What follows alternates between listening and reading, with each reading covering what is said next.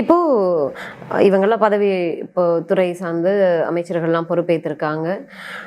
அடுத்ததா விசிகாவுல இருந்தும் பொறுப்பேற்க இருக்கிறதா தகவல் உண்டு. வன்னியரசு அவர்களுக்கு திருமாவளவன் அவர்களுக்கே அழைப்பு கொடுக்கப்பட்டது தாவேக்காவுல இருந்து. அவரும் பல பிரஸ் மீட்ல சொல்லிட்டாரு, விஜயே நேரடியா அழைச்சாரு, அதுக்கப்புறம் ஆதவர்ஜுனா அதை வழிமொழிந்தாரு, அதற்கு பிறகு நாங்க அதை பத்தி கலந்து ஆலோசிக்காம இருந்தா அது தவறாயிடும் அப்படின்னு சொல்லி அவர் மீட்டிங் போட்டதா சொல்லியிருக்காரு.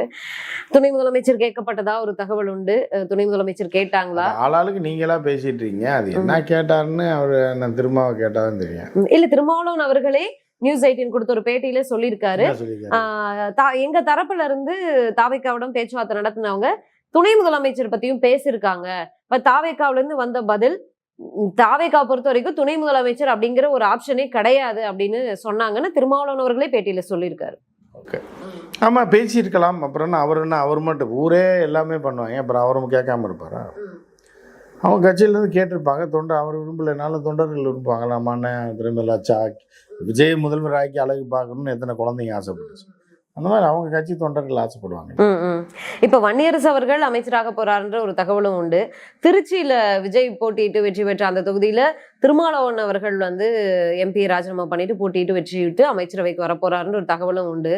அதாவது விஜயோட அமைச்சரவையில் திருமாவளவன் போய் சாதாரண அமைச்சராக இருப்பாரான்ற ஒரு கேள்விக்குறி தான். துணை முதலமைச்சர் ஆகிறனா கூட அவர் ரிசைன் பண்ணிட்டு போய் நிற்கலாம். இவரோட அமைச்சரவையில் அமைச்சர் பதவின்றதுலாம் அவருக்கு ஒரு பெரிய இதில் அப்போயே இவர் திமுகவில் எனக்கு ஒரு அமைச்சர் கொடுங்கன்னு கேட்டிருந்தாலே கொடுத்துருப்பாங்க. ஸோ அது கொஞ்சம் வற்புறுத்தி ஏதோ பஞ்சாயத்து பண்ணி வாங்கியிருக்கலாம். பட் ஆனால் அமைச்சர் பதவின்றது அவர் அதுக்கு போவாரான்னு தெரியல. துணை முதல்வர் கொடுத்தாங்கன்னா வேணா அவர் நின்று ஜெயிச்சு வேணா போவார். ஓகே, இப்போ வரைக்குமே கொஸ்டின் மார்க்காக தான் இருக்கு.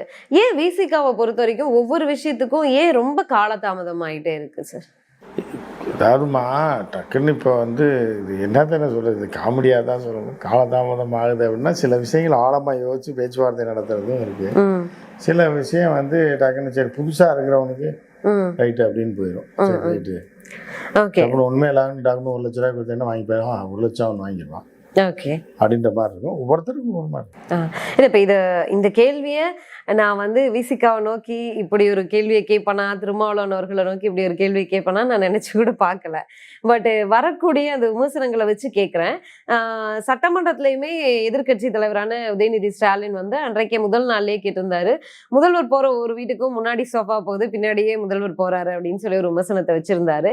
அதே போல இப்ப நம்ம பேசிட்டு இருக்கிற கட்சி அலுவலகத்துக்கும் சோஃபா போச்சு.